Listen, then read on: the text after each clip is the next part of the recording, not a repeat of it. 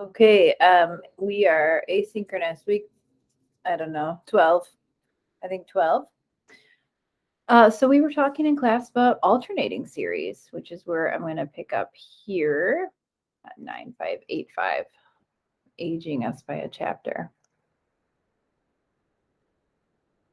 So we're going to continue in our discussion with alternating series. If you will remember, I defined for you a couple different things about alternating series. The first was what is required for an alternating series to converge. We said that maybe it was a little bit easier for an alternating series to converge just because it's got these plus and minus terms to it, and maybe the minus terms will drag that sum down a little bit. So this was what I had presented to you before. The alternating series we defined as having this alternating piece to it. The alternating series test will tell you whether or not your alternating series converges. There are two conditions that need to be met. The first is that the limit of a sub n, remember a sub n is just going to be this piece, the non-alternating portion is equal to 0. And then you need that the a sub k's are non-increasing. And for that, I said that we just need to verify that this inequality holds. And then we talked about something called absolute convergence, and that assumes that the absolute value of your terms will converge. And we talked about the absolute convergence test. So if a series is absolutely convergent, then it's convergent. And then we talked about conditional convergence, and we said that a series that's convergent without being absolutely convergent is conditionally convergent. Like maybe it's only convergent because it has alternating terms to it. So far, I gave you one example. In that example, we had an alternating piece, and then in the denominator, we had n squared. So the a sub n in this case is 1 over n squared. So we checked the two conditions. We checked that the limit was 0, and then we checked that the n plus 1th term would be less than or equal to the nth term. Both of those were met, so the alternating series converged. Now, if I just gave you this on a test and said, does the series converge or diverge, this would be enough. If I gave you an additional direction stating that for alternating series, you need to tell me if the convergence is conditional or absolute, in that case, you would need to then check the actual series itself, that the piece that doesn't alternate, which in our case was 1 over n squared. We said, okay, this is a p series where p equals 2.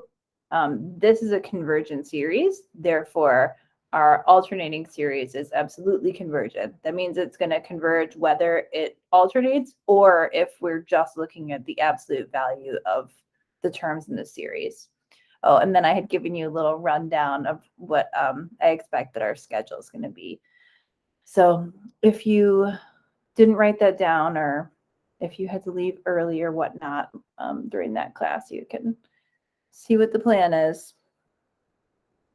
Okay, wonderful. So I gave you an example that had a series in it that was absolutely convergent. We're going to look at a couple of different types of examples now. I'm going to start with some more basic ones, and for each one, we're going to talk about whether the alternating series converges, and if it does, is the convergence absolute or conditional? The next one we're going to look at will be example 2. This is the series from 1 to infinity of -1 to the n plus 1 times n plus 1 divided by n. So this is an alternating series because it has the -1 to the n plus 1th factor in it. If I want to check whether this alternating series converges, there are two things I need to check. One of them is that the limit as n approaches infinity of a sub n, which is going to be the non-alternating piece, is equal to 0. Now, in this case, notice that the ratio of your lead coefficients, the degrees are the same, is 1. 1 is not equal to 0. You don't even have convergence of your alternating series. This is actually a violation, or this is actually you putting to use the divergence test. So if you wanted, you can even say the series, well, you could say the series diverges just because it doesn't converge. And you could even say it's by the divergence test.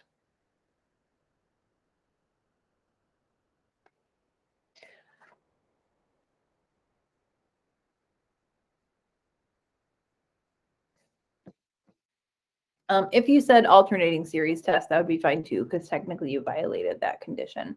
But really that's just another way of looking at the divergence test for alternating series. Okay. Example 3.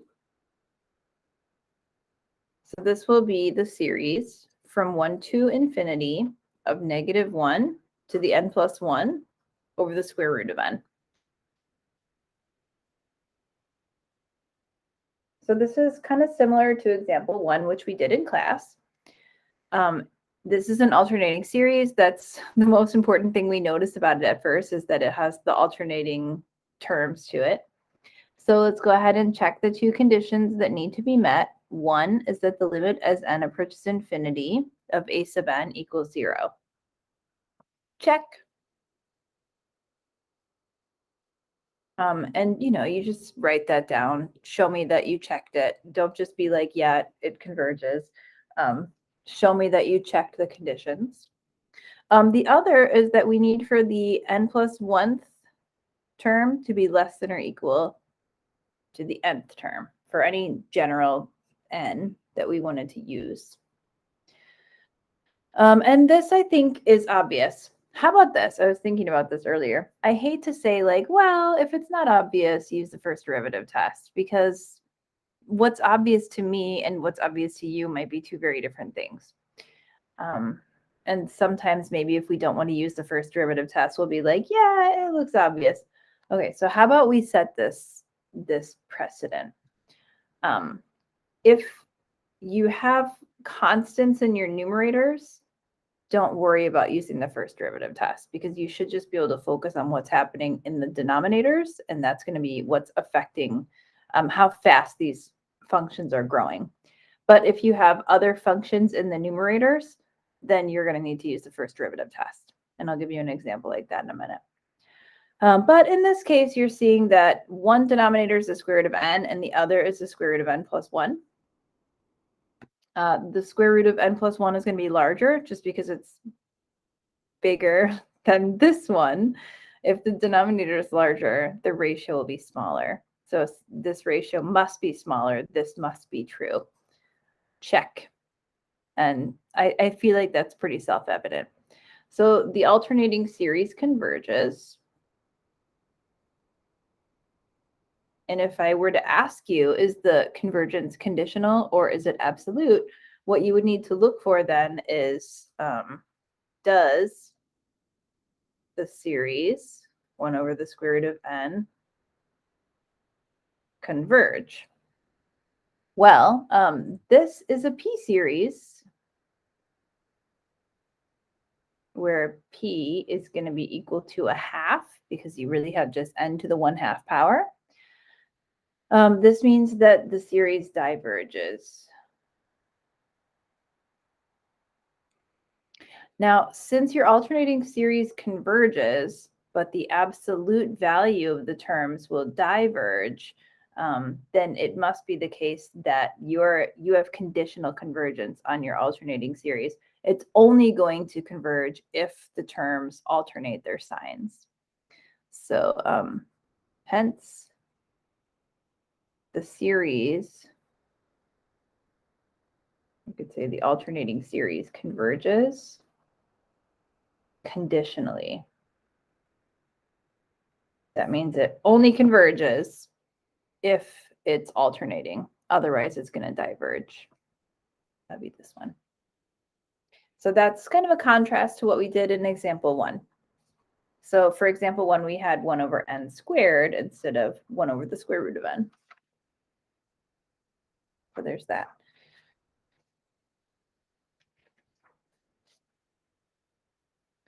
You might also see a different kind of series. One of the things I like about this is that in each section, you sort of get a little bit of a review of the previous sections. And example 4. Okay. All right, so example 4. This is the series from n equals 1 to infinity of -1 to the n times e to the negative nth power. So clearly we have an alternating series. What we're going to do, if you would like, you might find this easier to look at if you rewrite this instead of as e to the negative n. You could write it, I'm going to do this twice just so it's really clear where this came from. Remember, if you take a power to a power, you multiply the powers. So -1 times n is -n. And then you could also say that you have 1 over e to the nth power. So if you find any of these variations easier, if you find one easier than another, that's fine. You can rewrite this however you need to, as long as you don't actually change the definition of the function. Now, I did not write this out one more time, but we could have said this was 1 over e to the n. And you might find that to be an easier way to look at this when you're taking the limit. Maybe. I personally think it's easier to see. Remember, when you're taking the limit, you're not using the alternating piece here, the -1 to the nth power. You're just looking at the rest of the series. And then e to the infinity will be infinity. 1 divided by infinity gets you to 0. And then you're looking for this to be true, that the n plus 1th term is less than or equal to the nth term. And again, you have constants in the numerator. When that happens, you should just be able to focus on what's happening in the denominator. And you should be able to just state, as long as the denominator over here is larger, this ratio on the left then is smaller. Check. Done. The alternating series converges. And just because I think it's a great review, let's discuss whether the convergence is absolute or conditional. I have to think about what time I need to stop your lecture. Okay. Wonderful.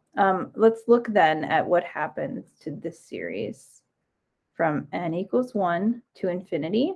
And I might want to leave it like this just because this looks more similar to what we have done previously. This is a geometric series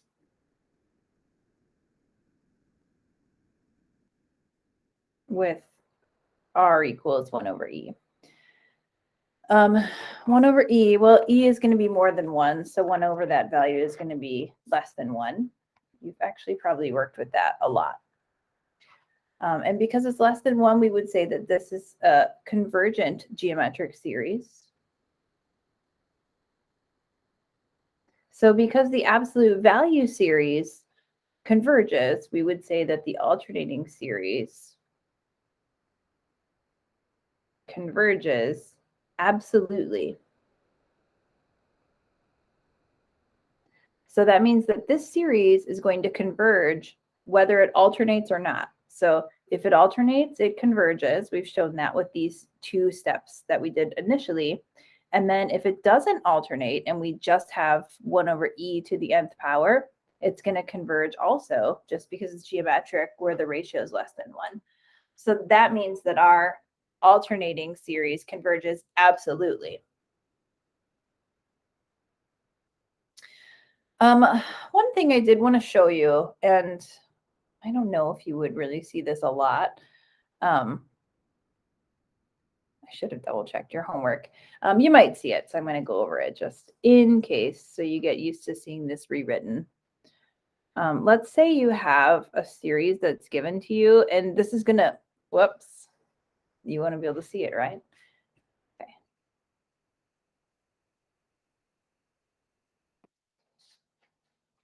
Okay. I'm going to really mess with this camera today. Okay, this is going to look really weird, but I'm going to show you how to rewrite it so that it does not look super crazy and that you can say, oh, I get it. this is what it's trying to say.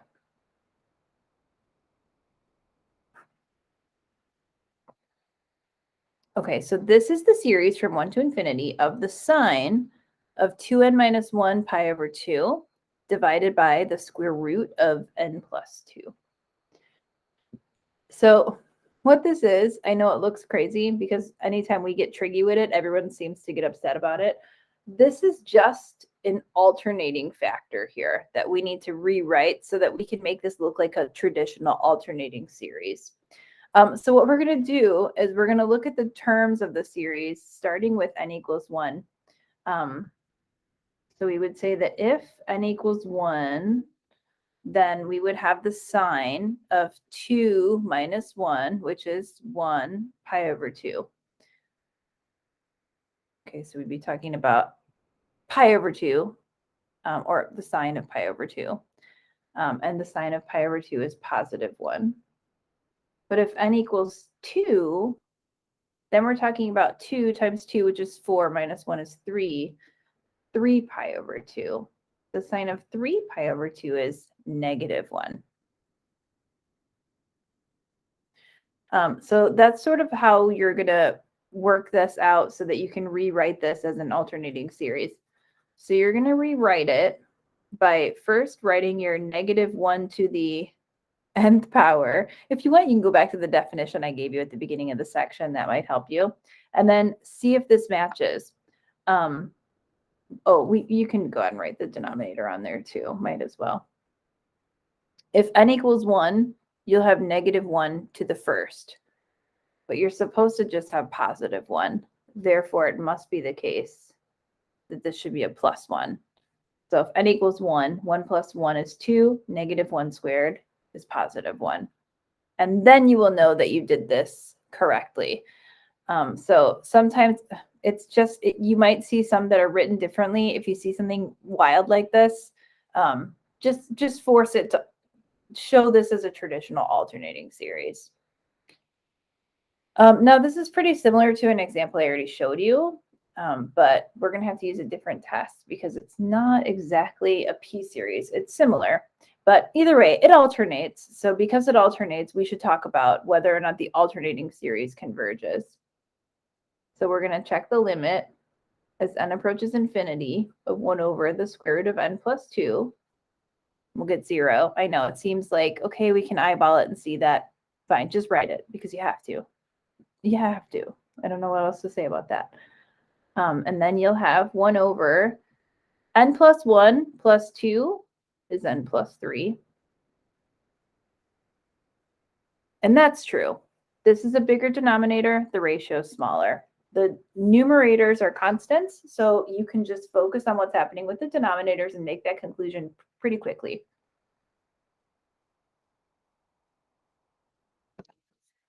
And since these conditions have been met, we can say that the alternating series converges. And then to determine whether the convergence is absolute or conditional, you're going to look at what's happening to the absolute value series,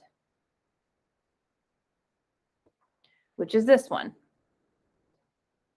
1 over the square root of n plus 2. So we're taking away the alternating portion when we rewrite the absolute value series. And then you're checking out this denominator and saying like, it kind of looks like if I were to lop off this 2, it just looks like 1 over the square root of n. Now, this series diverges. It's a p-series with p equals a half. So let's say that you were trying to show by direct comparison that this series diverges. You know it's going to. But direct comparison, you're going to have a hard time with here. Because if you were trying to do direct comparison, you would need to show that your series was larger than the divergent series. And you actually can't show that here. The denominator is larger, the ratio is smaller. So this won't work with direct comparison. You're going to have to do limit comparison, which is fine. So in order to check the convergence or divergence of the absolute value portion of this series, you're going to take the limit of, and then you're going to take your series 1 over the square root of n plus 2 and divide it by 1 over the square root of n. Your comparison series. And then when you simplify that, you get this quantity. Now, there are a bunch of different ways of doing this. When I did these in class tonight, a lot of our examples had other stuff going on in them. They weren't just radicals. But one thing you can do is if you only just have square roots, you can take this quantity and put it under one square root. And if that seems odd to you, well, like, why would I do that? I want to remind you of a limit property we have. The limit of the square root is the square root of the limit. I know we don't use this nearly enough. We should use it more often, but I gave you a property for this like a week ago. Okay.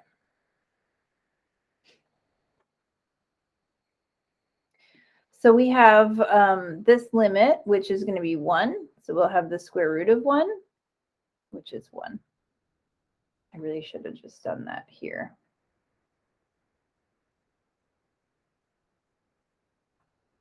Okay. Now remember, when we're using the limit comparison test, what we're looking for is for our limit to be finite, and we want our limit to be positive, which it is. It's finite, it's positive. That means that whatever your comparison series does, our series is also going to do. So we would say that both series diverge.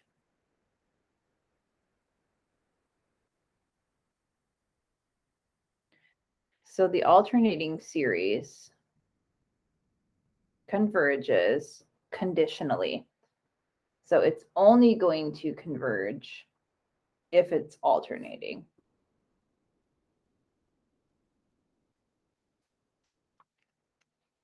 Okay, and I have 2 more examples in this section for you.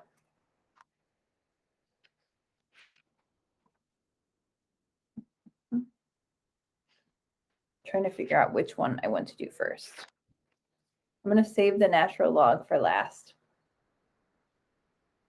I don't know, it seems like it makes sense to end on a natural log. And then we'll talk about ratio and root tests.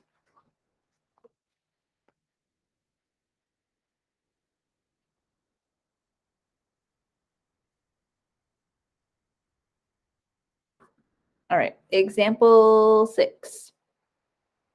So this is the series from n equals, let's go from n equals 1 to infinity of -1 to the n plus 1, n squared, divided by n cubed plus 1.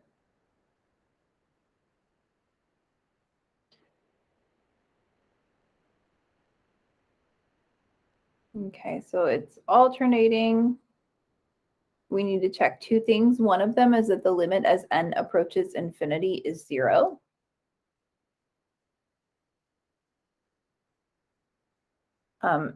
You can really see this by just noticing that in the denominator, you have a larger power on n, but you can also always use L'Hopital's rule more than once and simplify this down. You'll still have an n in the denominator when you have a constant in the numerator.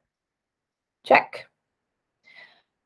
All right, we also need to check that n plus 1 quantity squared divided by n plus 1 quantity cubed plus 1 is less than or equal to n squared over n cubed plus 1.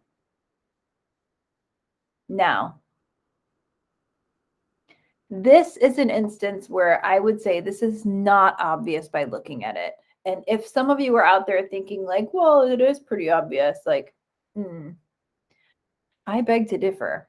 I don't think this is obvious. So for something like this, where your numerator and your denominator both contain variables, use the first derivative test. So I'm going to give you a reminder here and in the next example of how to do that. So what you're trying to show is that at least for some index n, this function is going to be decreasing or at least non-increasing. In order to do that, we're going to look at this function. We're going to show this is non-increasing. In order to do that, if you're going to be working on it with derivatives, you'll probably want to rewrite it with x's, but if you like the ends, that's fine. You do you. I'm going to use x. That's what we did last week anyway.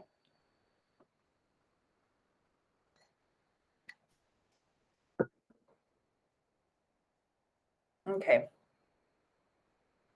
I'm going to take the derivative and then we're going to find critical points.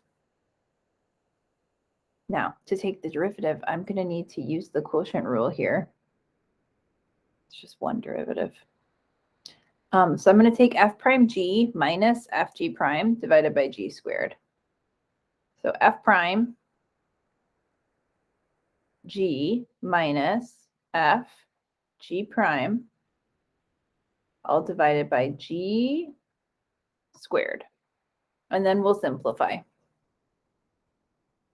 2x to the fourth plus 2x minus 3x to the fourth. And then we'll simplify one more time. 2x to the fourth minus 3x to the fourth is negative x to the fourth.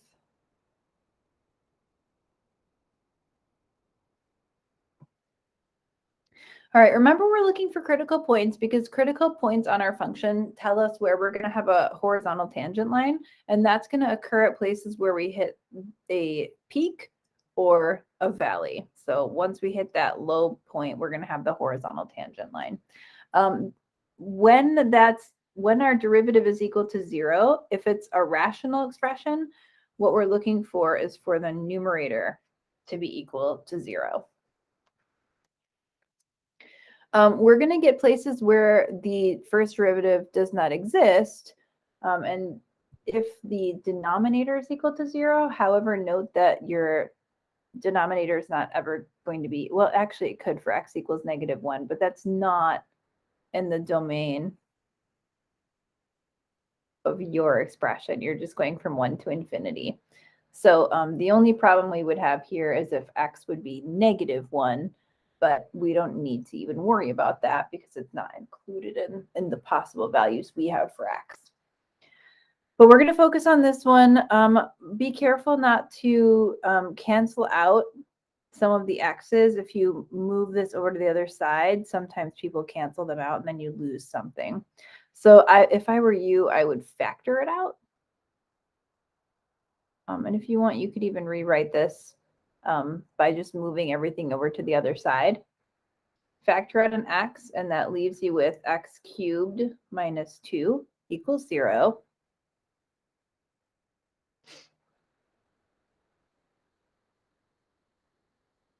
Okay. And then you'll have x equals 0 and x cubed minus 2 equals 0.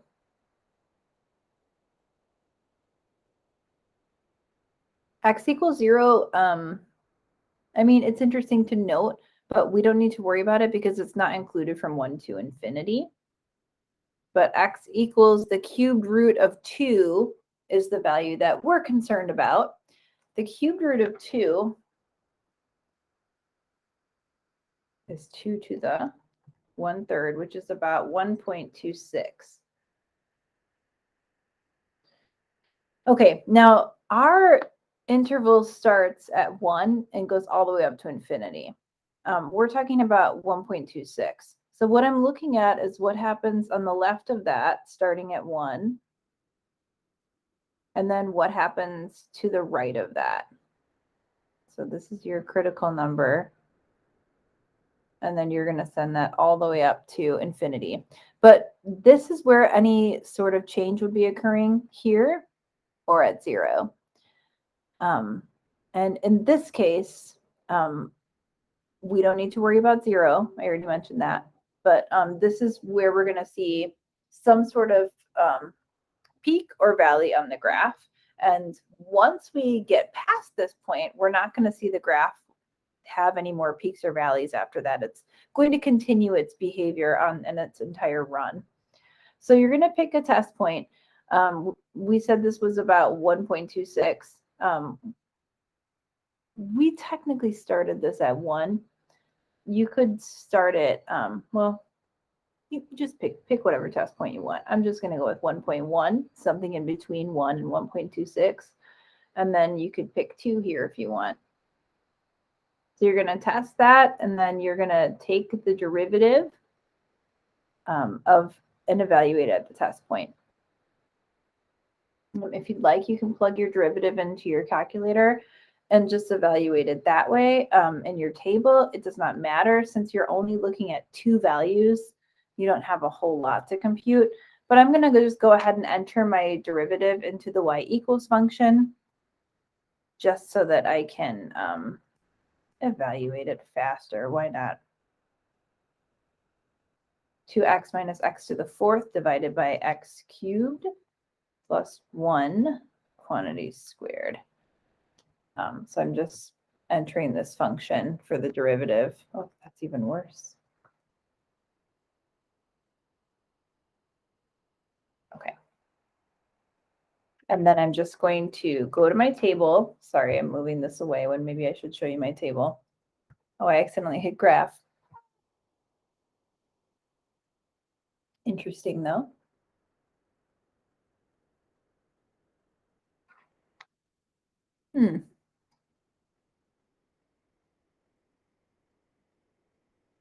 Okay. Remember, this is the graph of the derivative, not the graph of the original function. So don't be alarmed if you're like, wait a second, it looks like it's increasing. It's the derivative. All right, so I'm looking for 1.1 and 2. All right, so at 1.1, the derivative evaluated at the test point was 0.1354, which is positive. And then at 2, the derivative evaluated at the test point was about negative 0.148. So that's negative. Now, you might be thinking like, ooh, this is not good for us because from 1 up until the cube root of 2, our function must be increasing. Therefore, we can't say that it's not increasing. Remember when I defined this for you, I said that it must be non-increasing for some index n. As long as you can find a value, and usually it's early on, for which all of these function values are either going to be decreasing or non-increasing, that's all that matters. It doesn't actually matter that it's non-increasing on its entire run. You just need to be able to find an index at which it's always going to be non-increasing up to infinity. And what we did was we actually found that value to be the cube root of 2. All right, so now that we have it, we can go ahead and say that this means that f is decreasing on this interval from the cube root of 2 to infinity. And if our function's decreasing on that interval, well, now I can say that this is true. Check. This means that our alternating series converges.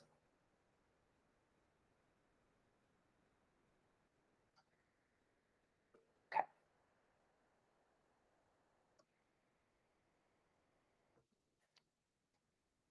If we want to talk about whether the convergence is absolute or conditional, we can do that too. Remember what the series was. It was n squared over n cubed plus 1. That's the absolute value series.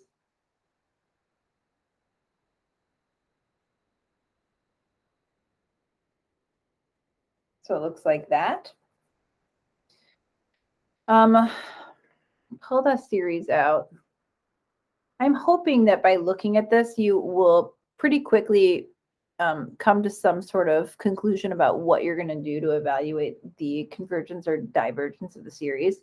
If you were trying to show that it diverged, you could try to find the limit and show that it wasn't equal to 0. However, you would get a limit of 0. So you can't show that. But you can say that this is approximately equal to n squared over n cubed, which is equal to 1 over n, which diverges. Oh, and by the way, we technically already did the divergence test up here, which said nothing about our alternating series. Okay. So you can go ahead and compare it to 1 over n. And we'll do limit comparison. So we'll take the limit as n approaches infinity of n squared over n cubed plus 1. And then instead of dividing by 1 over n, I'm just going to multiply by n. I feel like we're to that point. So we'll have n cubed over n cubed plus 1. If the degree is the same in the numerator and the denominator, then take the ratio of the lead coefficients. You get 1, which is finite and positive. So we would say that the alternating, I was going to say the absolute value series diverges.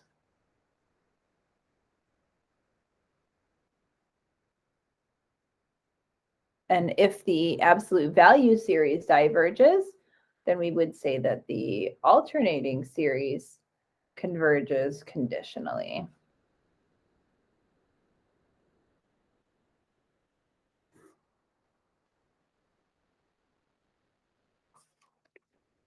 All right, I have one more that I was going to show you with a natural log, which I know you can't wait to see. Good stuff, good stuff. Driving me crazy down here. Okay. This will be example 7. We're going to go from 2 to infinity of negative 1 to the n times ln n over n. So we have an alternating series. I want you to tell me about its convergence or lack thereof. You're going to first take the limit as n approaches infinity of the absolute value series. Up to you how you want to do this. We've looked at this already a few times in class. You can go ahead and use L'Hopital's rule. The limit of the natural log of n is 1 over n, and the limit of n is 1. So just by using L'Hopital's rule, you can get 0. And then you could check to see if, I'm giving you this look now. When I give you the look, it means like something's coming up, something you might not like.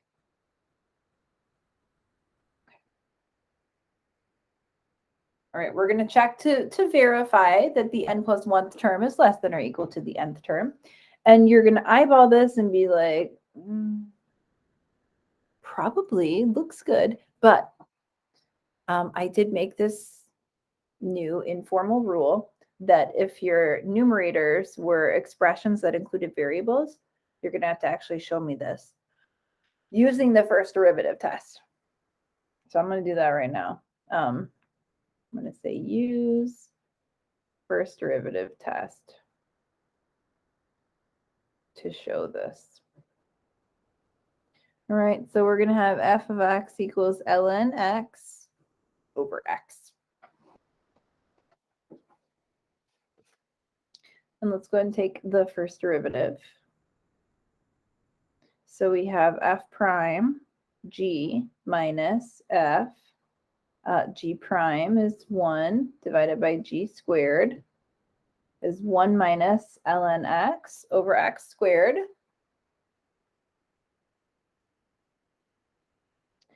Okay, now remember we're looking at places where the derivative is either equal to 0 or where it's undefined. It's undefined if the denominator is 0, and that's going to happen when x equals 0. However, we don't need to worry about that because our interval is not covering that value. But I will look at the numerator being equal to 0. This is for f prime of x equals 0. Then we'll have 1 minus ln x equals 0. And then ln x equals 1. Just add an ln x to both sides. If you want to get x by itself, raise both sides so that you have e as the base, and you'll get x equals e. So that's your critical number. You had a critical number at 0. dne at x equals 0. But all we really care about is what's happening from 2 to e, and then from e to infinity. Honestly, all I really care about is what's happening from e to infinity. But we'll start at our beginning point. And I'm just kind of setting this up the way I set it up in Calc 1 as far as this notation is concerned. We're going to pick a test point. And you decide, just kind of pick something in here. E is about 2.7-ish. So maybe you want to pick a test point like 2.5 and then 3. Do that. And then you're going to evaluate the first derivative at the test point and check the value of the sign or see if it's negative or positive. I'm not even going to bother entering that in my grapher just because I can take 1 minus ln 2.5 and then divide it by 2.5 squared. I'm going to get approximately 0.013. That's positive. And then I can do something similar with 3. So I'm going to take 1 minus ln 3. And I'm going to divide that quantity by 3 squared, which is 9. I'm going to get negative 0.011-ish. So positive, negative. Now, this is good for us because now we've shown that at least for some index, which in our case is going to end up being the index of 3, we have that this function is going to be decreasing all the time. The reason I can't say it starts at 2 is because from 2 to e, the function's increasing. However, starting at 2.7-ish, it starts to decrease. So I can say that at least starting for 3, this is true. So check. There's your answer to that. So I've met both conditions, so we can say that the alternating series converges. And then we'll look at the absolute value series.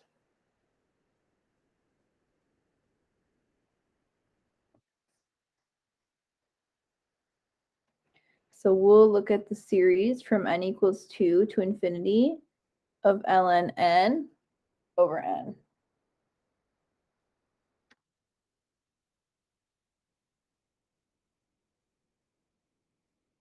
I'm trying to think, did we do this one in class today? Today. I don't know when you saw this. When you were watching this video.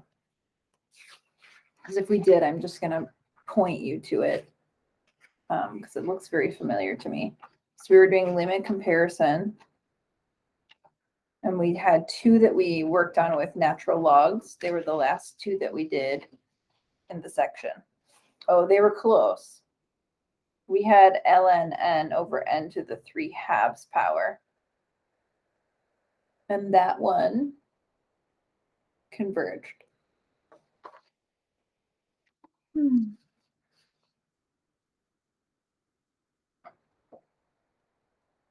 So if you'd like, you can try to do a limit comparison. I kind of want to do the integral test because I think it would be good review. I think you should see it, but feel free to do a limit comparison. It might be a little faster. I think the one thing about the integral test that's nice here is there's not a lot of guesswork. Like you just do the integral and then you don't worry about it anymore. So let's do that. Let's do the integral test because I think it's good review. So we're going to take the limit as k approaches infinity. Oh gosh, you know what? I should switch my variable. Well, no, I actually haven't used k yet here. That's fine. We'll keep it.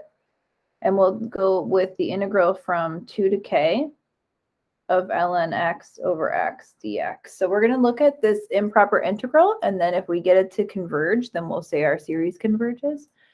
If it diverges, then our series will also diverge. Okay. This is a u substitution. If I let u be ln x, du is 1 over x dx. Well, we have the whole thing. So this ends up just being the integral of u du. Increase the exponent by 1, divide by the new exponent. So the limit as k approaches infinity, in this case, of 1/2 u squared. So 1/2, and then u is ln x. So 1/2 ln x squared, and then we'll go from 2 to k.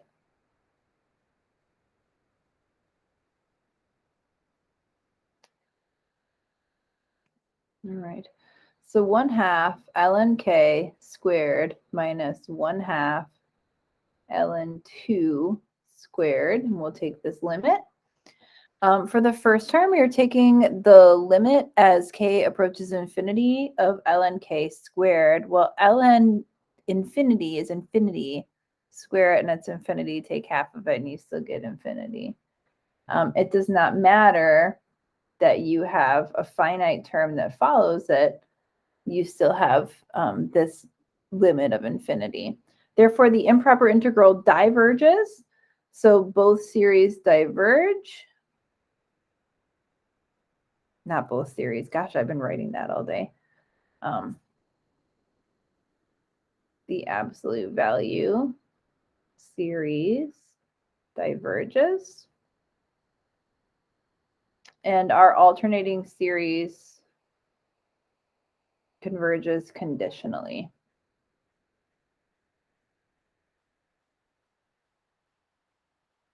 I know, I feel like I've given that same answer so many times in this lesson, but such is life.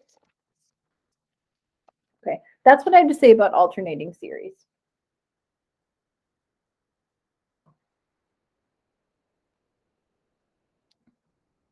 I hope that was also a good review for you. 8.6 is the ratio and the root test. I'm going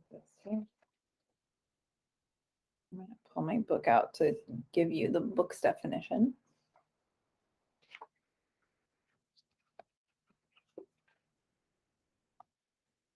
Hold on, it's right here. Oh.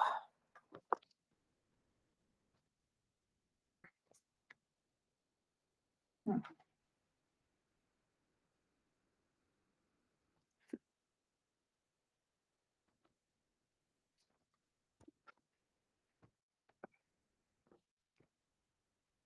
Hmm. 9.6, ratio test, root test.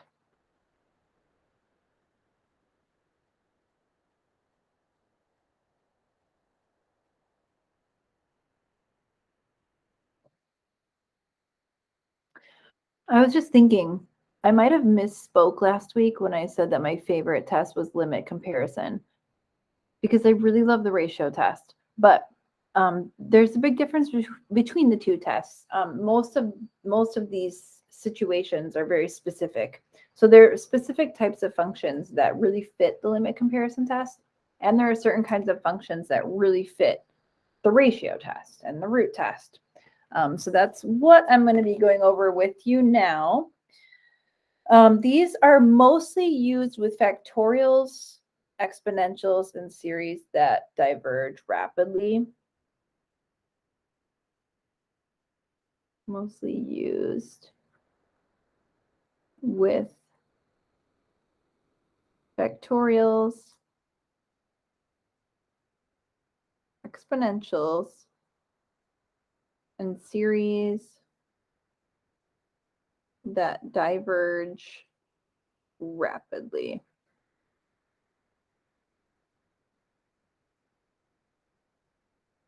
Okay. Now, since we're going to be working a lot with factorials today, I'm going to go through some simplifying factorials work with you first, because in order to work on a lot of these ratios, you're going to need to know how to simplify factorials. And if you don't, it doesn't matter whether or not you know how to use the test, because you won't know how to do the algebra. And you're going to have to back everything up as always. So I'm going to give you some simplify factorial questions. Oh my gosh, I thought that was going to fall, which is why I braced myself for impact, but it did not fall. What did not fall? Oh, my iPhone 7. I thought it was falling. It's really knocking on death's door at this point. Okay. A lot of these we're going to simplify in the exercise. I just wanted to pull some out just to do like a simplify factorials. Example 1, simplify.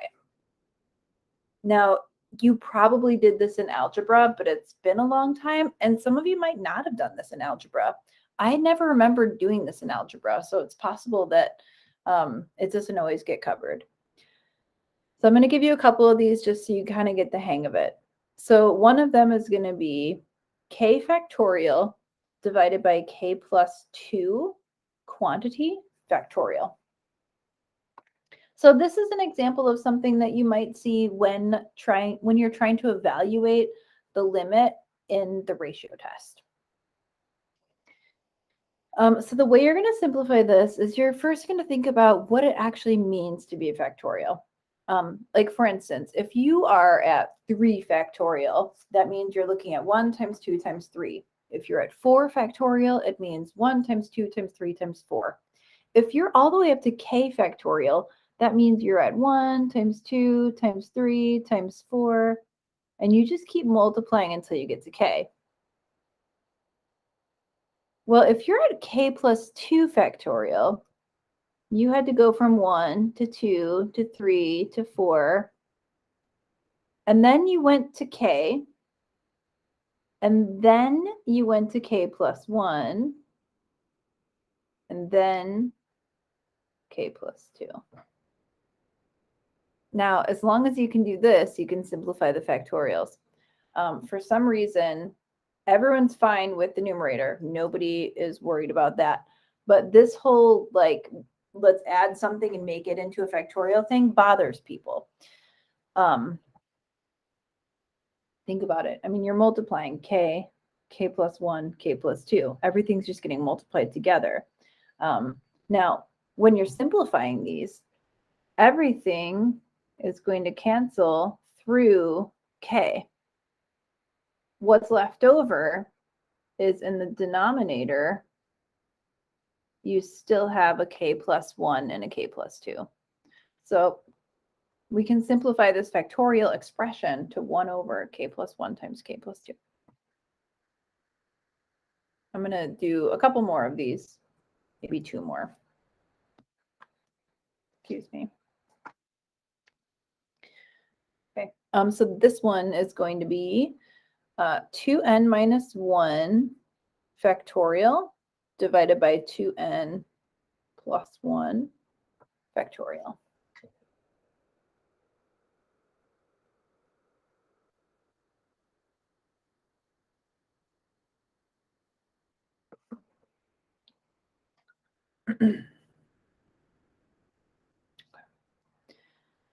This one really bothers people, actually. This one, not as much. I was thinking it was this one, but no, it's actually this one that bothers people. Okay, so you're going to multiply yada, yada, yada, all the way up to 2n minus 1. Just take it as a quantity. If you want, put parentheses around it, if that makes you feel better. Okay, now for 2n plus 1. Okay, so you're thinking about this as being 2n plus 1. In order to get to 2n plus 1, you had to have a term previous to that that was 2n, and one previous to that that was 2n minus 1. So it went from 2n minus 1 to 2n plus 1. And I know that bothers people. I'm sorry, I don't know what to tell you. You will get used to this. You will work through a bunch of these simplifying factorials problems, and you will get very good at this. But you're going to have to think of 2n as just being some number. 2n is some number minus 1. So then you took, again, you're up to some number minus 1. We'll add 1 to it, and now you're just up to some number. Add 1 to it, and now you're up to some number plus 1. So it's the trick here is in thinking of 2n as just being a number. You don't have to write everything in terms of just n. Doesn't matter. You're just adding and subtracting 1 to these quantities because you're always just going from one integer to the next. And that leaves you with 1 over 2n times 2n plus 1.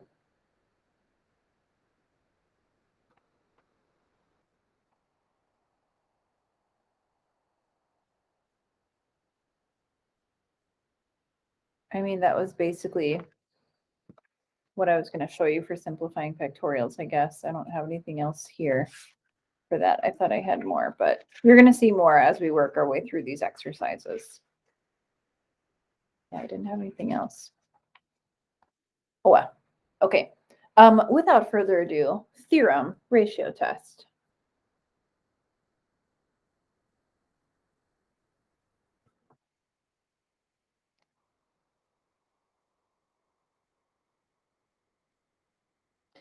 We are going to let the series from 1 to infinity of a sub k be a series of non-zero terms.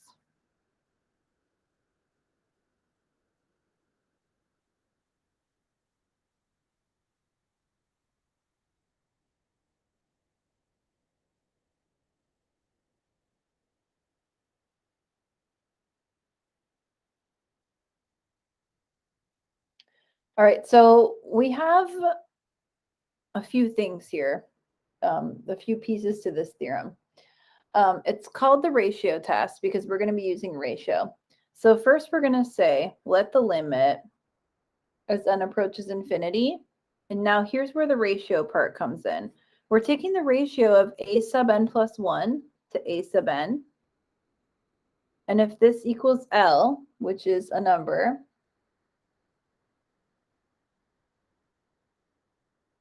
that should be 2 words. Gosh, I'm writing like my 6-year-old now. He doesn't put spaces in between a lot of his words.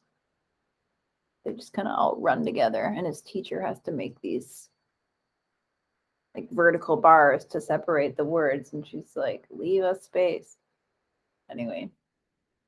All right, so we're going to let L be the limit as n approaches infinity of a sub n plus 1 divided by a sub n. Now, before I give you conditions for this theorem, I really want to make it clear that these absolute value bars are just there to tell you that if you have an alternating series, you're going to not worry about that -1 to the n or -1 to the n plus 1 when you're applying your limit. That's all it's doing. I've had students freak out about these bars and they just refuse to write their limits without them. You're not actually writing your limits with the bars. You're just indicating here that we're only looking at the part of the series that doesn't alternate. That's it. And not all of these will be alternating series. Some of them will be and some of them won't be. All right, so if that's L, if L is less than 1, so if your limit of the ratio of these two quantities is less than 1, then the series a sub k converges, absolutely.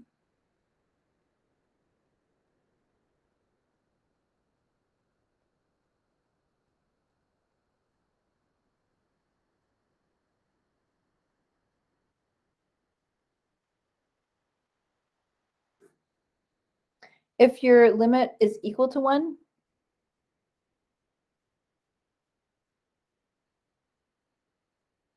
the test is inconclusive.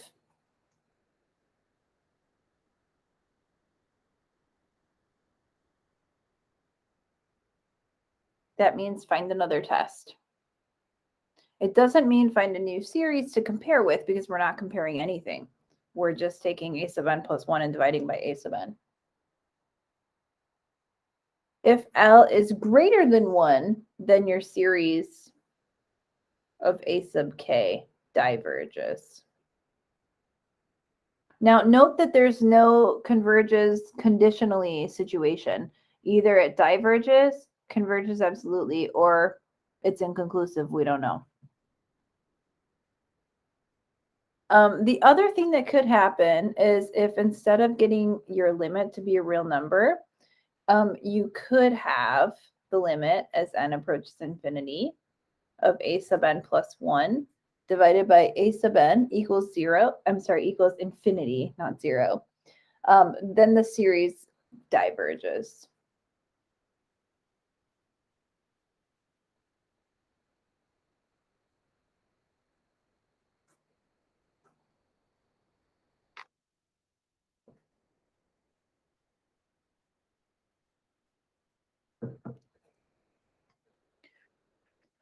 So that's the ratio test. I'm going to give you several examples of this, and then we'll talk about the root test. I have fewer examples of the root test. It's very straightforward. You won't see a ton of root test, but a little bit more ratio test.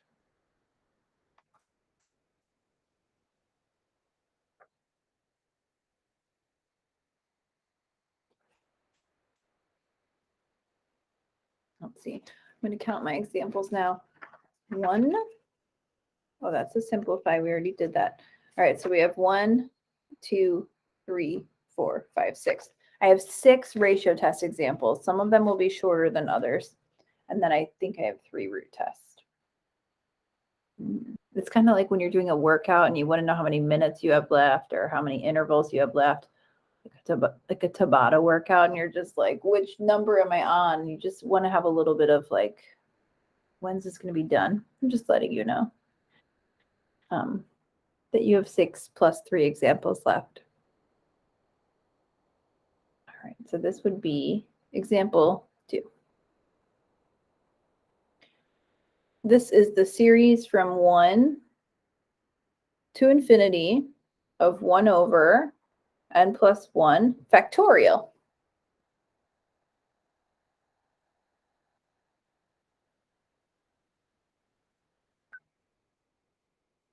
Okay.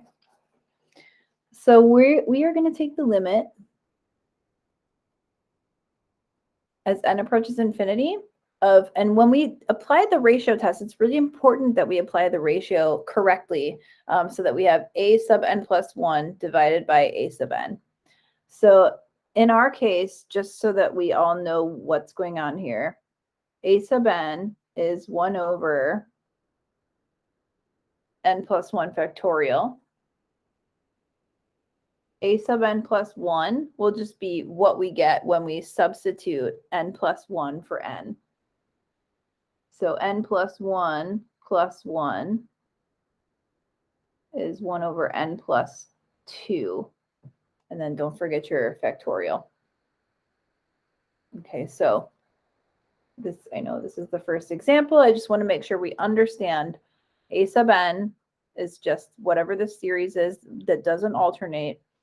And a sub n plus 1 is just what we get when we sub in n plus 1 for n. The n plus 1th term. All right, so we're going to take a sub n plus 1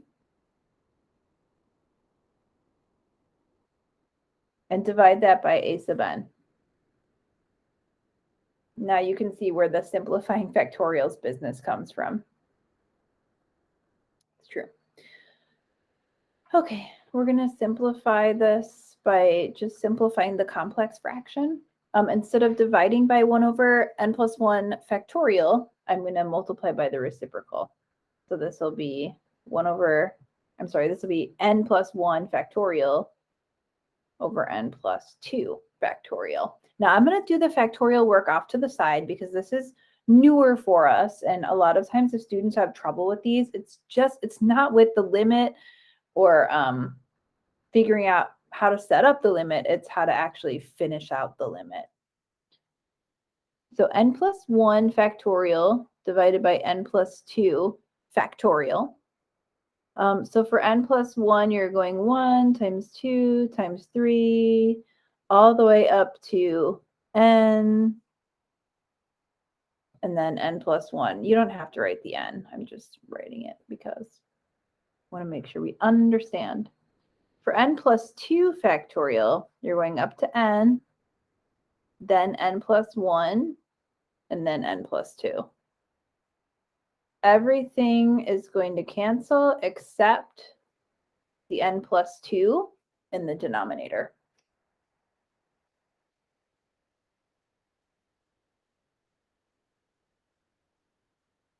So going back to our limit, we took our ratio and we simplified it down to 1 over n plus 2. And when we evaluate this limit as n approaches infinity, we get 0. Now, I'm going to remind you of the terms of your ratio test because you're probably starting to get these a little bit confused now. You're like, wait a second. We had limit comparison where the limit had to be finite and positive. If the limit was 0 and the comparison series converged, that was convergent. If it was infinity and the comparison series diverged, it was divergent. But then you had other rules too, as far as what actually works for which series. So I'm going to remind you, your limit's L. If it's less than 1, then your series converges absolutely. There's nothing in here about the limit being 0. 0 is less than 1. So you would be able to apply this rule here and say that it must be the case that your series converges absolutely. So 0 is less than 1. And this is exactly how you should write it on your test. You're going to give me the limit. And then as long as you just say it's less than 1, then you can go ahead and say, hence, I know I love to say hence, the series converges absolutely by the ratio test.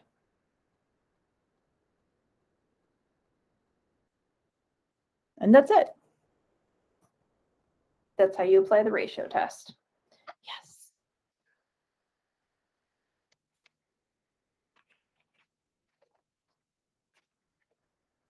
Okay.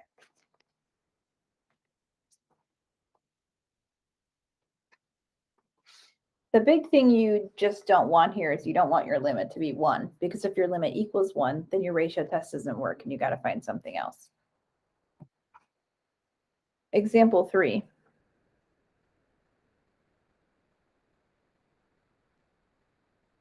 We're going to look at the series from 1 to infinity of n times 13/9 to the nth power.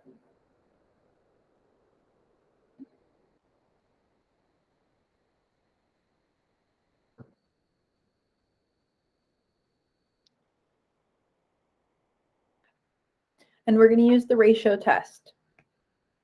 So in order to use the ratio test, I need to find the n plus 1th term and the nth term.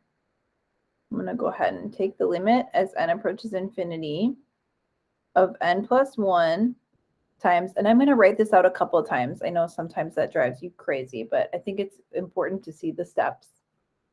13/9 to the n plus 1, and then n times 13/9 to the nth power. And if you want, just knock off the limit for now and just rewrite this until you get to something that's good. Then you don't have to keep rewriting your limit. Now, I'm going to split this up. So remember that we said that if you have the same base and you're multiplying, you add the exponents. Well, we can also split them up. So I can say that this is 13/9 to the nth power times 13/9. Now I'm multiplying with the same base. I added the exponents and I could go back the opposite direction. The nice thing about that is you're going to get these two to cancel out, which is good. And then you'll simplify what you have left. I would say write this as 13 times n plus 1 divided by, and then you can move this 9 down into the denominator, 9n.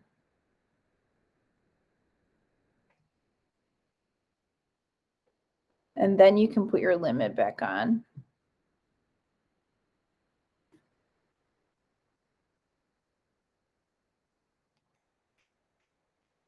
I'm regretting not calling this 13n plus 13. So I'm going to do that real quick. But the degrees are the same in the numerator and denominator. So your limit as n approaches infinity is the ratio of the lead coefficients, which is 13/9, which is greater than 1. If the limit is greater than 1, then your series diverges. So back to your definition of your root test and your theory. If the limit of the ratio of a sub n plus 1 to a sub n is greater than 1, then your series diverges.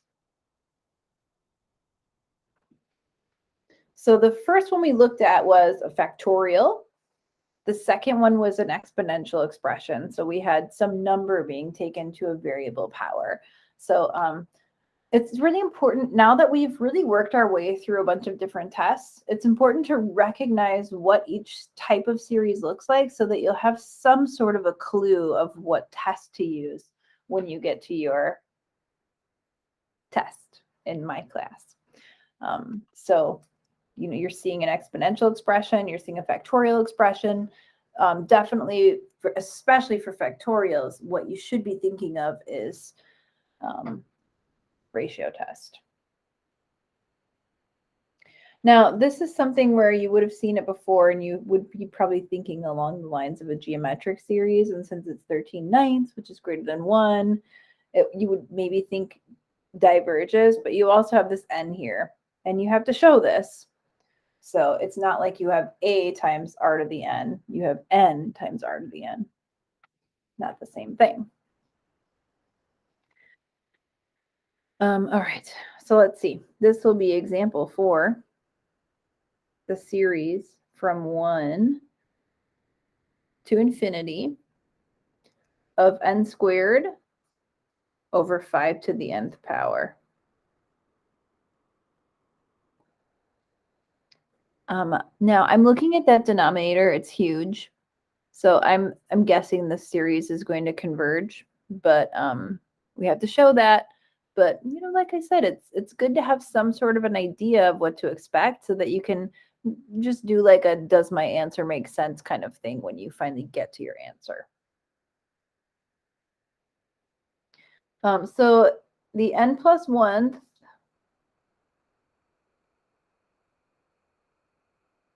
divided by the nth.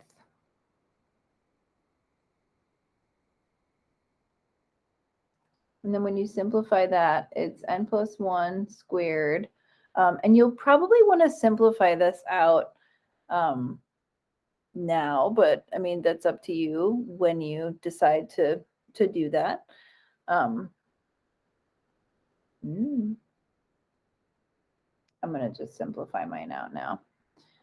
So this will be 5 to the n times 5, and then multiply this by the reciprocal of your denominator. So you'll have n squared over 5 to the n. So you'll have 5 to the n over n squared. Okay, so you're multiplying with the same base, you add the exponents. That's exactly what we did here. And then at least you can cancel those out, and that would leave you with n plus 1 squared over 5n squared. Now you can put your limit back on.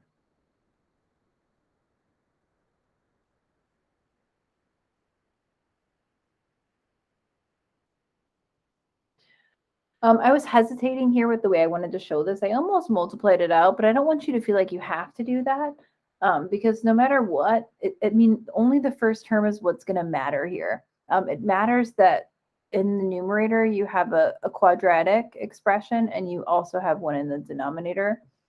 If you'd like, I mean, you can expand it out, but it's not necessary in this case. The ratio of the lead coefficients is 1/5, which is less than 1. So you could have gotten 1/5 from 2 steps back instead of 1. So we're going to say the series converges absolutely.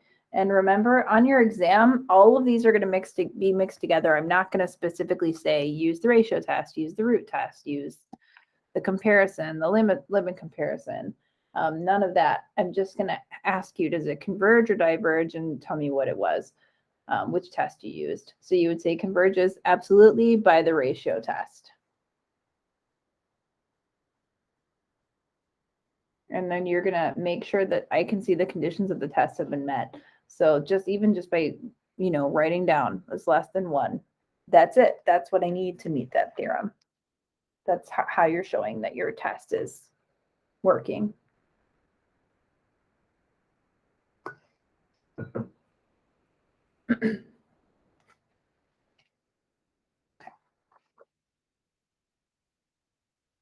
Let's see. All right, so I have an alternating series for you, and it's not any harder than a non-alternating series. I just want to make sure we understand how this works with the definition. What am I on? Example 5. So this will be the series from 1 to infinity of -1 to the n plus 1 times 5 halves to the nth divided by n cubed.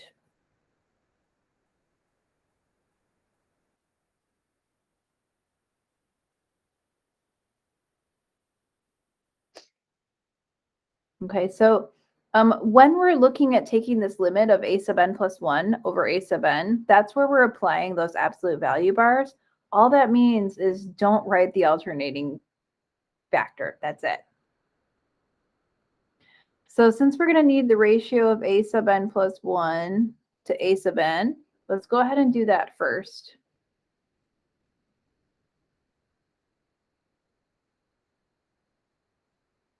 And then instead of dividing out, I'm just going to multiply by the reciprocal. So that's n cubed and then 5 halves to the nth power.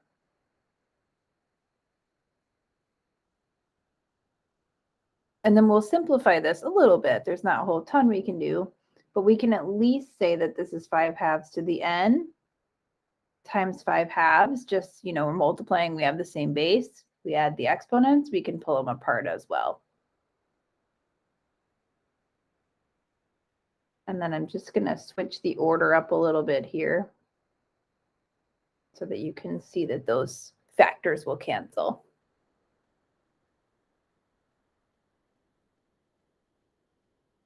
And if you want, that's really what we did. We took the absolute value of the series and then we just dropped off the alternating factor.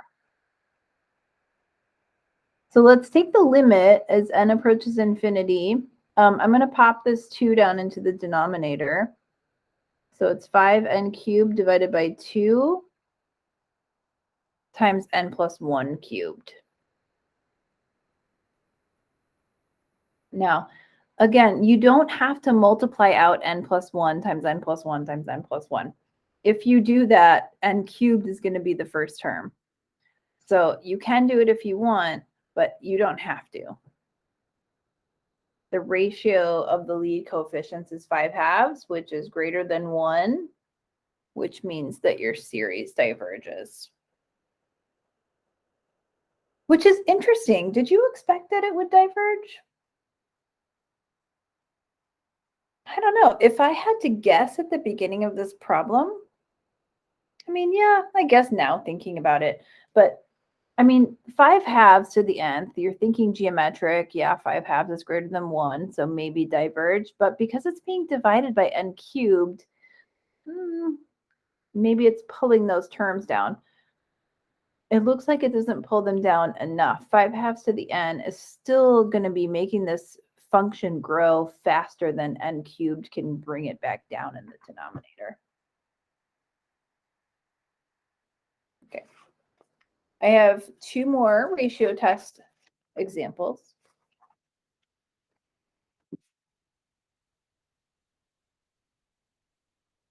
Example 6. This is the series from 1 to infinity of 2n factorial divided by n to the 5th.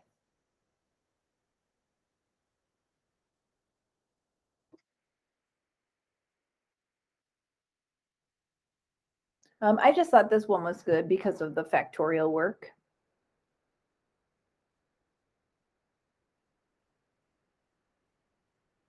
So go ahead and write up your ratio.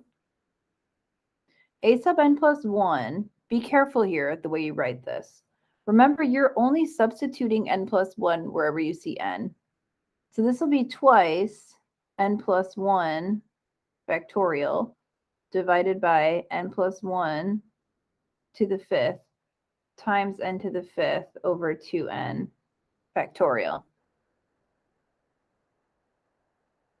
And then we're going to simplify out this numerator right here. So this will actually be 2n plus 2 factorial when you distribute the 2 into the parentheses.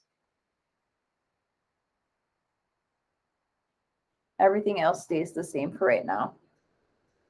But we are going to simplify out this factorial.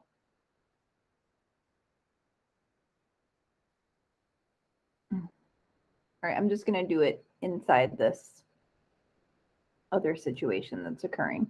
So 2n plus 2 factorial, we did something similar to this at the beginning of class when we reviewed. Oh my gosh, I'm so paranoid. Something just flashed on my screen. When I was in the office hour today, my internet went out like 10 minutes after class ended. I was lucky that it didn't happen during class, but now I'm paranoid that it's going to happen again. All right. 2n plus 2 factorial is 2n times 2n plus 1 times 2n plus 2. 2n factorial just goes up to 2n. And then you have n to the 5th and n plus 1 to the 5th. Okay, yoink, yoink. All right, so this leaves you, and actually, you know what, we'll just put the limit back on here in a minute.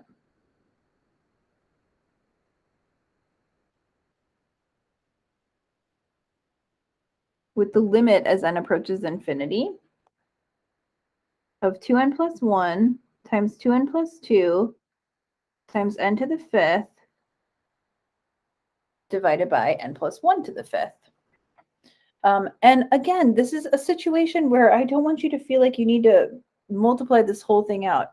It doesn't matter. What you need to see is that, yeah, I would have had a ratio of the lead coefficient situation here, but I don't. Even though these are both being taken to the 5th power, I now have some more multiples of n that are being factored in here.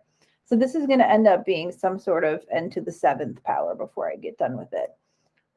So this limit is going to be infinity. The degree of the numerator is greater than the degree of the denominator. And because the limit's infinity, we would say that the series diverges.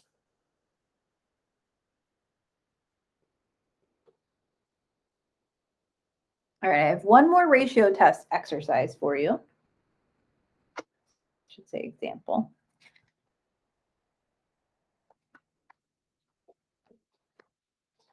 And then we will briefly discuss the root test. This is the series from 1 to infinity. All right, be careful here. There are a lot of things going on. N factorial divided by n to the nth power. Now, what's crazy about this series is it actually doesn't look that upsetting when you first look at it. You're just like, okay, fine. In fact, yeah, nothing's being added or subtracted and multiplied. It's pretty straightforward. However, when you actually get into this, you'll find that finding the value of the limit is going to be the hard part here. Let's look at the ratio of these two expressions. All right, so the n plus 1th term. Now, be careful here because the n plus 1th term, everywhere you see n, you must turn it into n plus 1. everywhere. And then multiply by the reciprocal of your a sub n expression.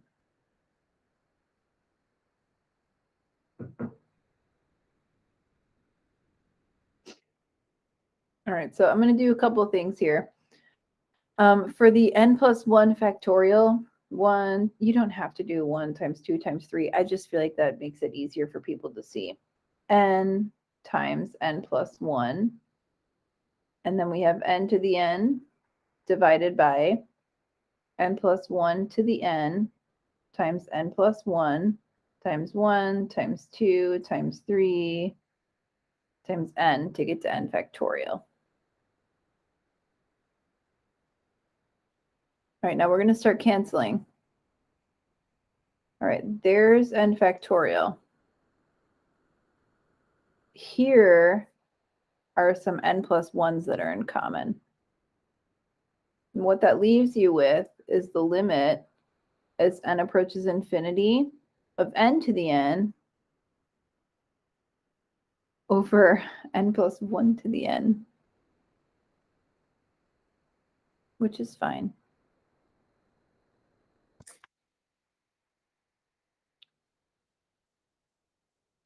If you find it upsetting to look at in this form, remember that you can always distribute that exponent throughout your fraction or undistribute it, which is what we're going to do in this case. We're going to take the quotient to a power.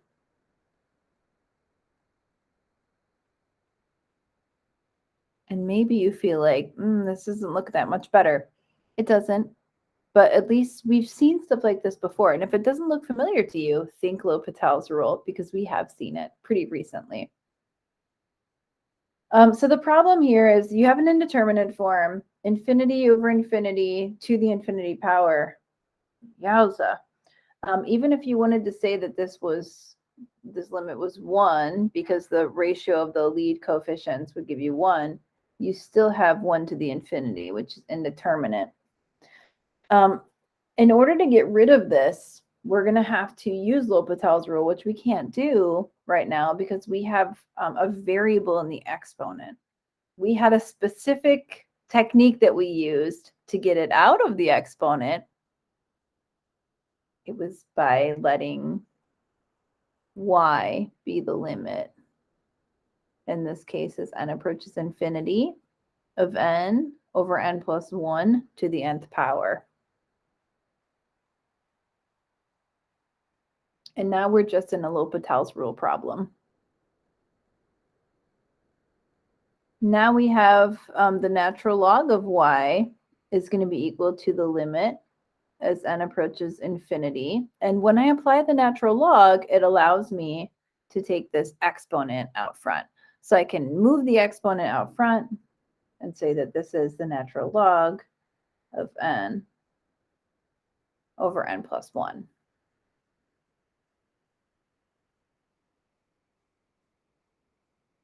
Okay. And if you're still wondering, well, how am I going to apply this limit? Because really at this point now I have infinity times the natural log of 1, which is 0. Infinity times 0, what is that?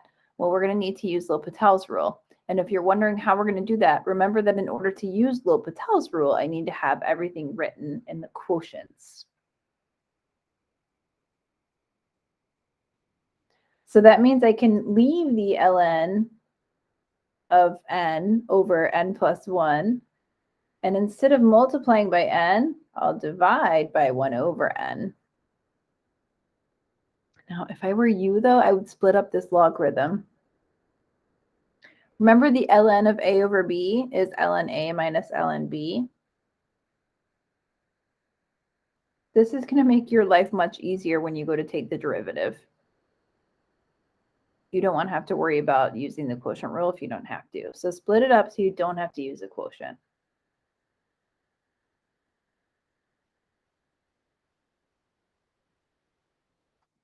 Now you still have an indeterminate form. You have infinity minus infinity divided by 0, which is ridiculous. But that's fine. We're going to get rid of the indeterminate form. We haven't even applied L'Hopital's rule yet. We just applied a natural log to get the variable out of the exponent, and then we applied a logarithm rule.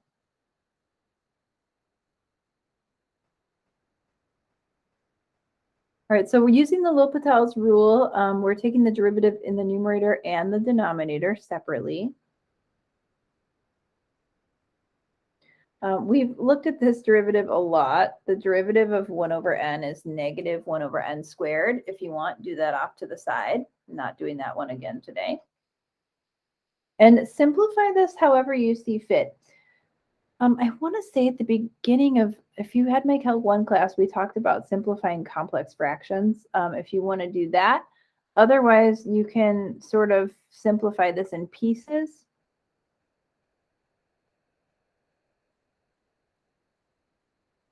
So I'll first work on simplifying the numerator, and then we'll just keep the denominator as is for right now.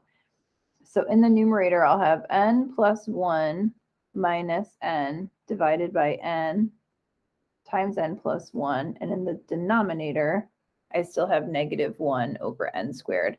So I just got a common denominator here and made equivalent fractions.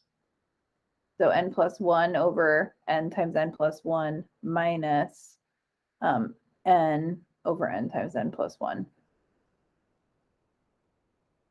And I'll rewrite the limit.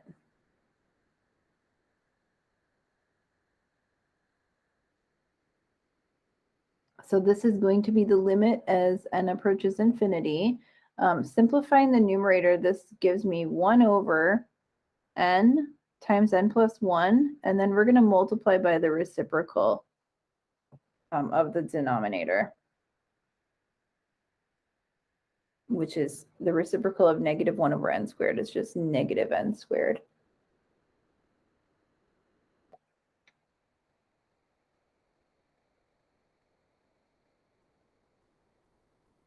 So this is negative n squared divided by n squared plus n.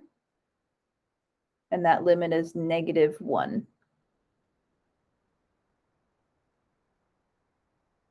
That means that ln y equals negative 1. And y equals e to the negative first, which is 1 over e. And by the time you've gotten down here, you're just like, wait, what was I doing again? I don't even remember. What you were trying to do was determine the convergence or divergence of this series by using the ratio test. So we took the ratio of a sub n plus 1 to a sub n. We kept getting this indeterminate form, went through and found eventually that the value of this limit was 1 over e. Well, 1 over e is less than 1. Therefore, your series converges.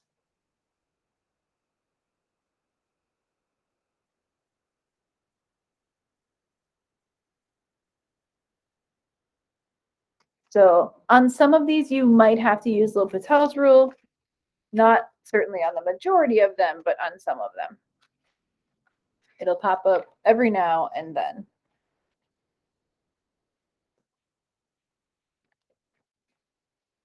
Okay, now I'm going to tell you what the root test is.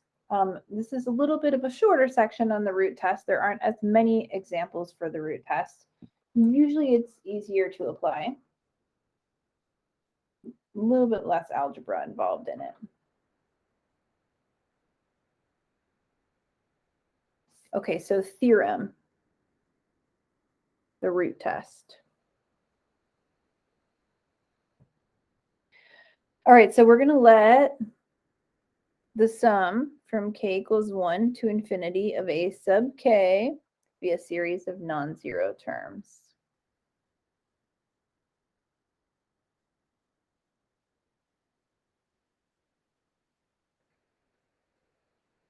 We're going to suppose that the limit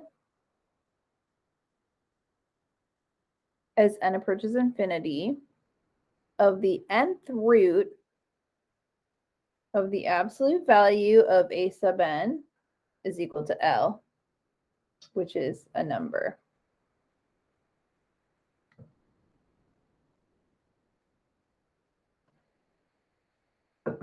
So this is the nth root of the absolute value of a sub n. Okay, so here are your conditions. If L is less than 1, then your series is absolutely convergent.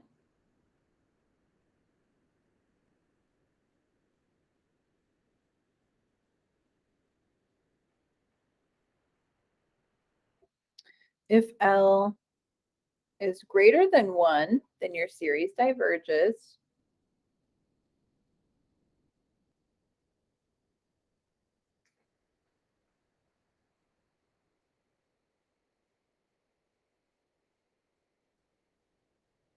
And if L is equal to 1, the test is inconclusive. That's what we don't like if L is equal to 1.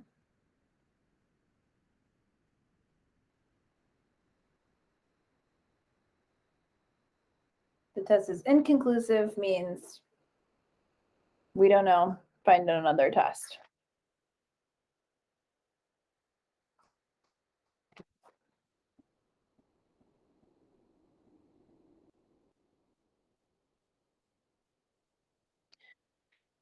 I think I'm on example 8. I'm on example 8. So we're going to use the root test. We're going to go from 1 to infinity of 1 over 3 to the nth power. Now, I'm going to show you this with the root test. Even though you're looking at this and you're like, okay, this is 1/3 to the nth, 1/3 is less than 1. It's a geometric series, hence it converges. Yes, but I'm showing you this with the root test so that you can see how it works. All right, so we're going to pull this aside for a second. And we know that 1 over 3 to the n is 1/3 to the nth power because 1 to the n is still just 1. Now, the way that you're going to use the root test is you're going to take the nth root of the square root. You're going to take the nth root of a sub n. Okay, so we're going to take the limit as n approaches infinity of the nth root of a sub n. Now, what happens in a lot of these cases, not all of them, but in some of them, a lot, is you're going to get the nth power to cancel out with your nth root. Because remember, what this really is 1/3 to the n over n. If you were to write it as a rational exponent, you don't have to do that. I just want to make sure we understand, which is just the limit as n approaches infinity of 1/3. The limit of a constant is the constant itself. 1/3 is less than 1. Therefore, your series is absolutely convergent.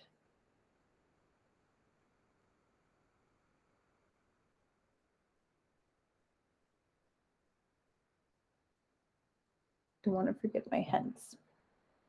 And like I said, you already knew that it was going to be convergent.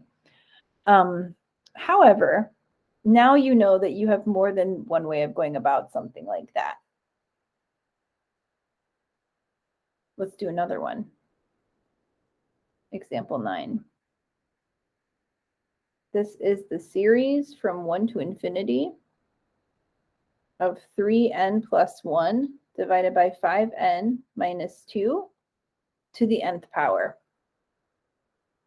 So not only are these exponential expressions, but the bases of these expressions are very complex. So again, trying to get a sense for when to use what test. That reminds me, I have a document that I'm going to post. And it's just sort of like a summary of what you're going to see with different types of series and what test you should use if you see this or if you see that. I'm going to post it for you just because I feel like it'll be helpful. All right, so you're going to take the limit as n approaches infinity of the nth root of your series. Now, this only works because you're taking your series to the nth power.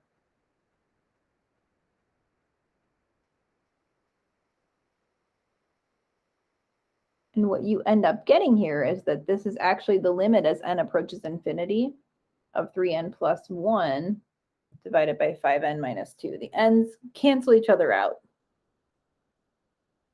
And this is going to be 3/5, which is less than 1.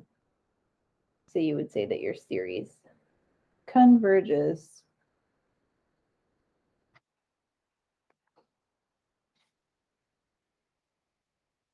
All right, I have 2 more examples for you. 2 more. One's shorter, one might be longer. I have to look. I can't remember. Cannot remember what I have put together for you guys.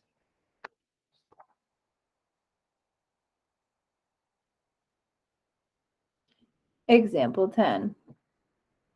The series from 1 to infinity of 2n divided by n plus 1. Now, this time, instead of being taken to the nth power, this is being taken to the 4n power. So I'm going to show you how to deal with this particular situation. So you're going to take the nth root. Now, if you don't want to apply the nth root, that's fine. You can just write it automatically as a rational exponent.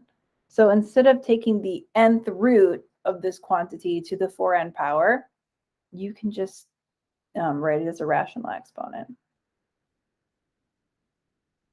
And this now will just be the limit as n approaches infinity of 2n over n plus 1 to the 4th power, because now you have those n's canceling each other out. Recall the nth root of n is n to the 1 over nth power. That's really just the property that I used here. And then you can also use the property that says that your limit of this quantity being taken to the 4th power is the same as your limit to the 4th power. All right, so this would be 2 to the 4th, which is 16. 16 is indeed greater than 1, therefore your series diverges.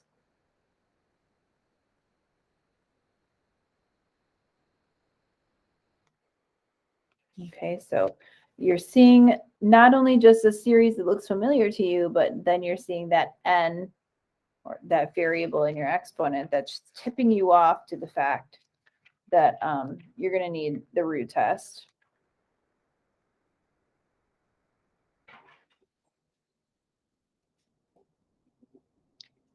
All right, yes, we'll do another one because it's natural log, and that'll be it. That'll be the last one for 8.6.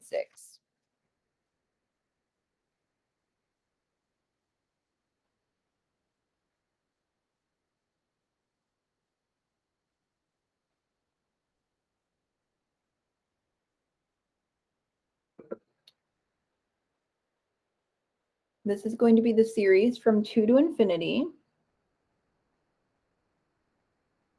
of n divided by the natural log of n to the nth power.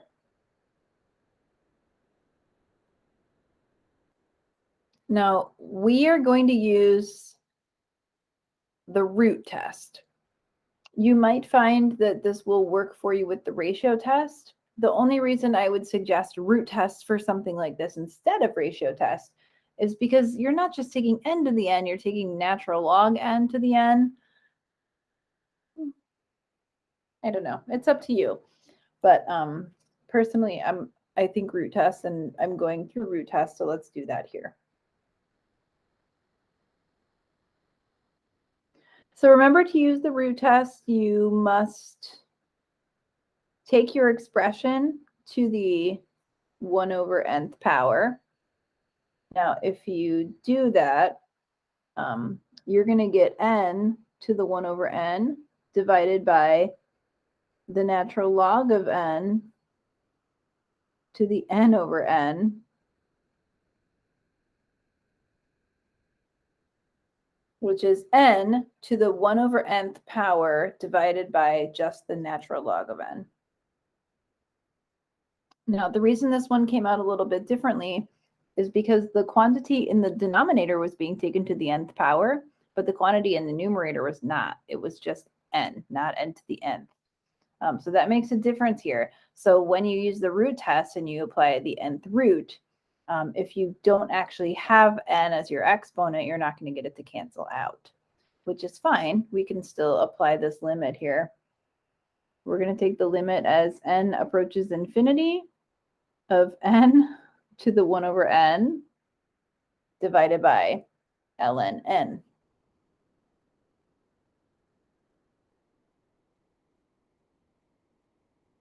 Okay.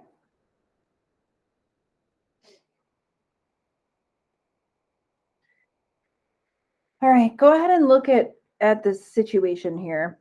You have infinity to the 1 over infinity. So it's infinity to the 0 divided by infinity. It's just this whole mess. You don't want this whole mess. It's terrible. We're going to have to find a way to simplify this down. My suggestion to you would be to focus on each part of this limit separately. Mostly, I would say, look at this as the limit as n approaches infinity of n to the 1 over n divided by the limit as n approaches infinity of the natural log of n. This part, we already know it's not indeterminate. The part up here is the issue. So here's the infinity part. This is the part we want to fix. Now, depending on what we get this to be, we might be able to get this to simplify to something nice. If we end up with a constant and then we divide it by infinity, you could get 0. But let's focus on finding the limit as n approaches infinity of n to the 1 over nth power, and then go from there. I think that's the way to go. Okay. I'm going to move this direction. So we're going to let,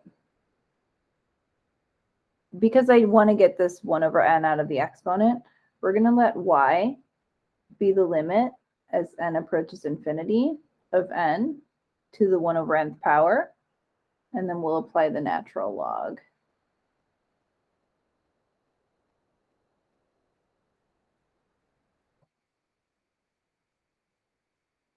So when we apply the natural log, that allows us to bring that exponent out front, and we're taking just the natural log of n in this instance. Okay. Now, this is still indeterminate. You now have 0 times infinity, but we haven't applied L'Hopital's rule yet.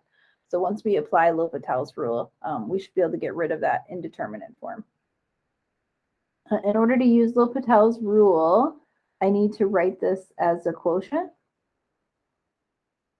So I'm just going to write this as ln n divided by n. And again, I haven't used the rule yet. I'm just setting this up so that I can use L'Hopital's rule.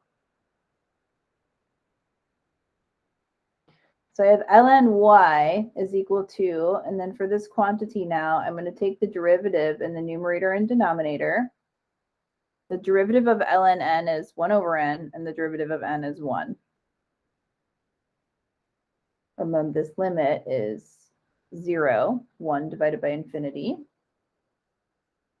If ln y is 0, then y is e to the 0, which is equal to 1.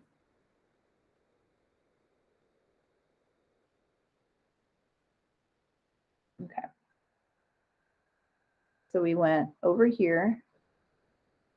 Now I'm going to go back up there. Okay, so now we can say that the limit as n approaches infinity of n to the 1 over n divided by the limit as n approaches infinity of the natural log of n is 1 divided by infinity, which is 0. 0 is less than 1, hence our series is convergent.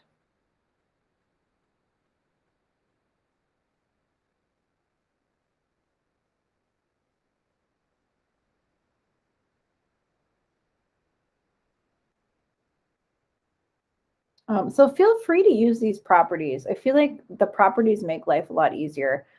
I mean, imagine if from right here you had to use L'Hopital's rule. What a mess that would be. Taking the derivative in the numerator and denominator, taking the derivative of this, I wouldn't want to do that.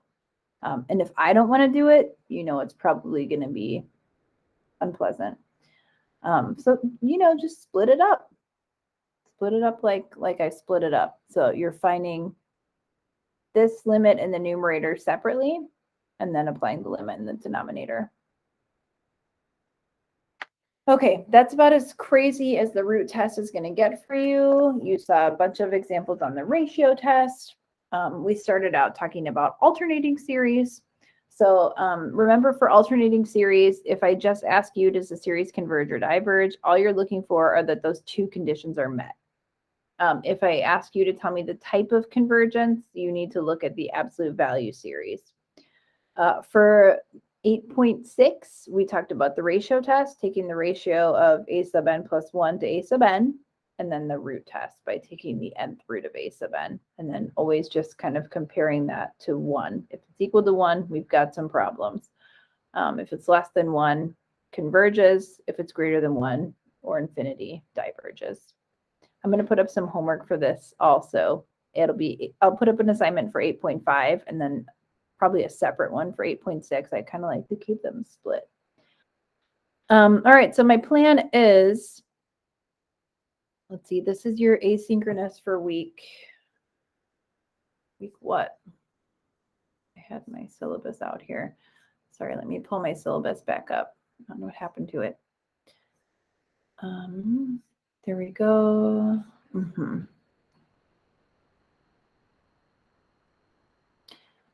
Okay. We are,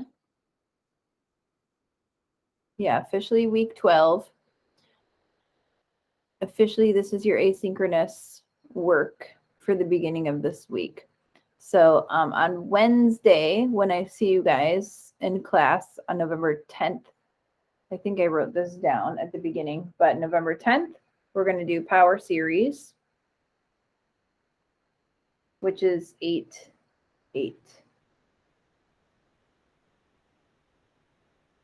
And that is the last section I'm going to cover in this chapter. If you want to do the Taylor and the Maclaurin series, feel free to do it on your own time. They're not going to come up anytime soon in your life again, so it should not be too big of a deal. But feel free to look through those because of the issue with Thanksgiving. I don't want to cram in chapter 9 because a lot of the chapter 9 stuff you're going to see immediately over again in Calc 3. So it's important. But on 11:10, we'll talk about power series. If you're wondering what 8.7 is, it's a review section, just sort of giving you a bunch of different types of series and asking you if they converge or diverge. So I'm going to put up some stuff on D2L that are sort of like guides. So you can look at the function and try to figure out what test would be most appropriate for that type of function. And I'll do that. And I haven't decided yet if I'll probably put up an assignment for that from 8.7, even though it's a review. I think it'll be helpful. It'll be a shorter one. And then your asynchronous work for week 13 will start chapter 9. Probably 9.1, 9.2. Maybe just half of 9.2. We'll see. We'll see how it goes. Chapter 9 starts out pretty easy. I hate saying easy, but it starts out very, very manageable. And the end of it gets a little bit more crazy where you're finding the area and polar coordinates of curves. But nothing super crazy. Email me if you have questions. I'll see you on Wednesday. We'll talk about power series and you'll have a quiz over the stuff that we have covered since your last quiz. I hope you have a wonderful day and I'll see you Wednesday. Stop my recording.